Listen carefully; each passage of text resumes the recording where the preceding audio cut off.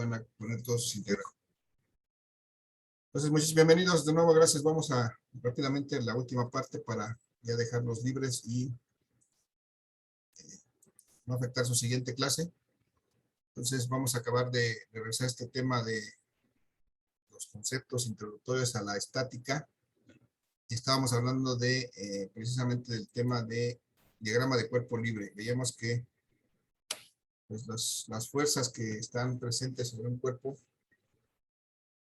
que en principio debemos de representar sobre un esquema sobre ese mismo cuerpo, después lo podemos simplificar de alguna manera y representarlos como un diagrama de cuerpo libre.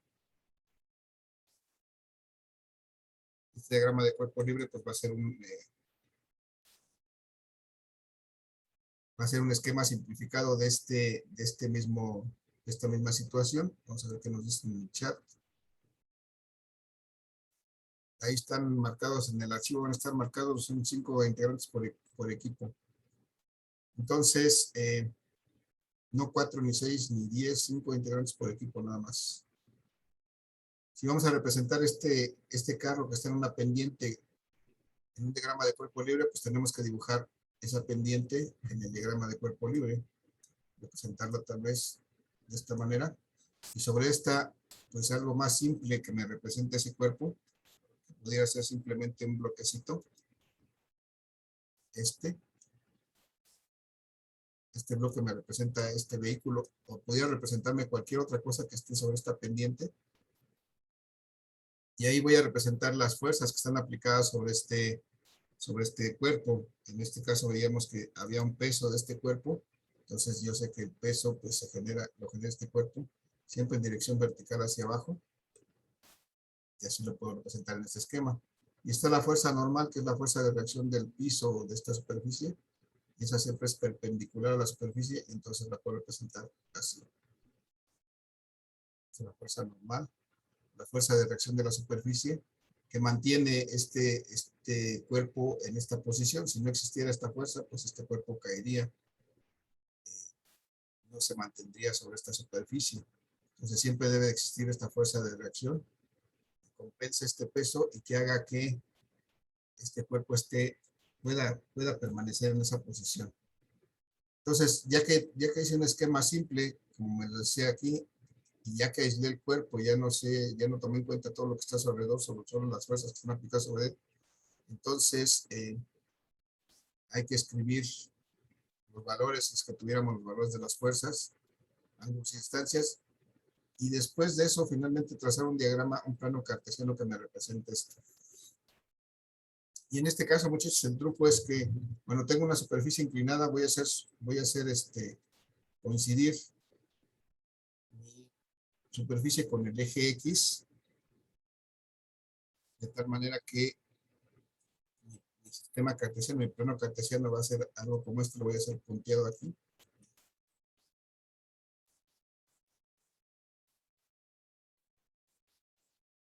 Y verticalmente, y el eje Y va a quedar perpendicular a este plano. Es el eje X y el eje Y. Y entonces, como se dificulta verlo así, pues lo que tengo que hacer es trazarlo ya en derecho o normal para que lo pueda ver bien, como hicimos con el de arriba. Y entonces, cuando yo lo trazo bien, voy a representar nuevamente las fuerzas que están presentes ahí, con la inclinación que les corresponda. Por ejemplo, el peso, veo que el peso ya no coincide con el eje Y, sino que tiene un cierto ángulo. Sería este ángulo con respecto a este eje Y. Entonces, mi peso ya no estaría sobre el eje Y como en el caso anterior, sino estaría, por ejemplo, aquí. Y la fuerza normal que sigue estando sobre el eje Y, esa sí seguiría estando en el sentido positivo del eje Y. Esta sería la fuerza normal. Y esto es mi diagrama de cuerpo libre que representa esta situación que está en la que este cuerpo está sobre una superficie inclinada. Entonces, pues esa es la forma en que vamos a trazar siempre un cuerpo libre. Y siempre para resolver un problema de estática, tenemos que trazar un diagrama de cuerpo libre. Tenemos que pasar de la situación a un esquema y de un esquema a una representación de vectores en un sistema cartesiano. Eso es en conjunto lo que es un diagrama de cuerpo libre. Muchachos, ¿alguna duda, pregunta, comentario? Maestro, ¿y la fuerza normal siempre va a estar en el eje Y? La fuerza normal siempre va a estar en el eje Y, prácticamente sí, porque siempre va a ser perpendicular a la superficie y la superficie pues siempre va a coincidir con el eje X, efectivamente. Aquí la que cambia tiene una inclinación diferente es el peso, porque pues el peso siempre va a apuntar hacia abajo, pero como está inclinada la superficie, pues ya cuando trazamos sobre el sistema de coordenadas, pues tiene un cierto ángulo, ya no coincide con el eje Y, como en el caso de arriba. Pero el caso de la normal, sí, esa siempre va a ser sobre el eje Y y hacia arriba. Bueno, contraria al peso, pues en la dirección contraria al peso. Ok, gracias. ¿Alguna otra pregunta, muchachos? ¿Comentario? ¿No? ¿Sí o no? ¿De cuántos integrantes debe ser el equipo para la práctica? Ahí está, ahí va a estar marcado en el archivo, pero les digo que son 5 integrantes por equipo. Gracias. Deben estar los espacios en el archivo, ahí va a estar indicado. Bien, muchachos, nada más vamos a ver esta parte rápidamente para no quitarles más tiempo. Finalmente llegamos a esta lámina que se llama el equilibrio de cuerpo rígido. Para que un cuerpo rígido, veamos que un cuerpo rígido es un cuerpo que no se deforma. Para que esté en equilibrio deben de cumplirse dos condiciones. Debe de haber un equilibrio de rotación, que está aquí expresado como una suma de momentos. Esto lo vamos a dejar de momento fuera, no lo vamos a tomar en cuenta porque lo vamos a retomar más adelante. Nos vamos a centrar en la parte de lo que es un equilibrio de traslación. Cuando un cuerpo está en equilibrio de traslación, quiere decir que un cuerpo no se mueve, porque un cuerpo se mueve a velocidad constante. Eso es equilibrio de traslación. Y entonces, para que haya un equilibrio de traslación, se debe cumplir esta condición. La suma de fuerzas que se aplica a este cuerpo, la suma de todas las fuerzas que se aplica a este cuerpo debe ser igual a cero. Esto es un cero. Entonces, esa es la condición para que haya un equilibrio de traslación.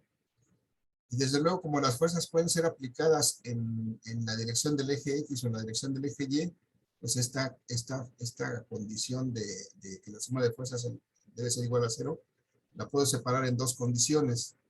Por una parte, la suma de fuerzas que existen en el eje X debe ser igual a cero, y también la suma de fuerzas que existen en el eje Y también debe ser igual a cero. Si estas dos cosas se cumplen, entonces tenemos un equilibrio de traslación. Es decir, este cuerpo, cualquier cuerpo, no se estará moviendo en ninguna dirección, ni arriba ni abajo, ni a la derecha ni a la izquierda, o en su defecto estará moviéndose, pero a velocidad constante en alguna dirección, en línea recta. Entonces, siempre que eso suceda, va a haber un equilibrio de traslación y se debe de cumplir estas dos condiciones. La suma de las fuerzas en X debe ser igual a cero, la suma de fuerzas en Y debe ser igual a cero. Y eso es, muchachos, lo que se llama la primera condición de equilibrio. Vamos a estarla mencionando continuamente. Y hay que recordar cuál es esta primera condición de equilibrio. Que la suma de fuerzas, tanto del eje X como del eje Y, debe ser igual a cero. Y aquí lo que tenemos abajo es un esquema que me representa esta situación. Tengo este cuerpo representado por este bloquecito, por este cuadrito azul, en la cual hay aplicadas muchas fuerzas. Algunas de estas fuerzas están aplicadas en el eje X, otras en el eje Y, y algunas que están inclinadas, que tienen componentes en X y en Y.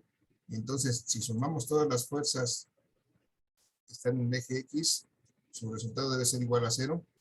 Y si sumamos todas las fuerzas que están en el eje Y, el resultado debe ser igual a cero. Cuando eso se cumple, entonces se cumple la primera condición de equilibrio y hay un equilibrio de traslación, es decir, este cuerpo no se mueve en ninguna dirección, o se mueve en alguna dirección, pero con velocidad constante y en forma lineal. Pero vamos a considerar por principio que no se mueve, que está quieto, que está estático. Esta es la condición que se debe de cumplir para que un cuerpo esté estático, que no se mueva, que se quede en una sola posición. Se debe cumplir esta primera condición de equilibrio, que la suma de fuerzas en todas sus direcciones sea igual a cero. Nos vamos a quedar con esta idea hasta aquí, muchachos. En la siguiente sesión vamos a empezar a ver la aplicación ya de esto a cuerpos físicos que están en equilibrio, que están estáticos. Bueno, dejarlos para la siguiente sesión. Muchachos, dudas, preguntas, comentarios hasta aquí.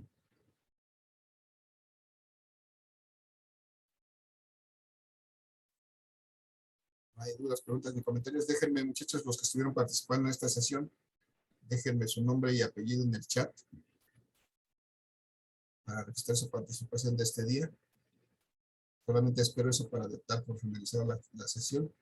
Les agradezco su asistencia, muchachos, que tengan excelente día, fin de semana. Nos vemos la próxima semana. Y estén, por favor, al pendiente de las publicaciones en Classroom. Voy a publicar el archivo para que registren su equipo, se lo vayan armando su equipo. Y ahí mismo les dejaré las instrucciones para que vayamos organizando lo que es la práctica de este segundo parcial. Muchachos, dudas, preguntas, comentarios. Les voy a pedir también que registren su asistencia de inmediato, muchachos, terminando la sesión, porque voy a cerrar el registro en los próximos minutos, porque tengo 30 personas, no pasé de 32 asistentes y se están registrando más de 40. Entonces no sé de dónde salen todos los demás. Les encargo de inmediato que termine la sesión, que registren su asistencia, por favor. Porque en los próximos 5 minutos va a estar cerrada. Muchachos, si ya no hay ningún comentario adicional, gracias por asistir. Que tengan un excelente día, cuídense mucho. Nos vemos la próxima semana. Igualmente. Gracias, profe. Hasta luego. Buen fin de semana.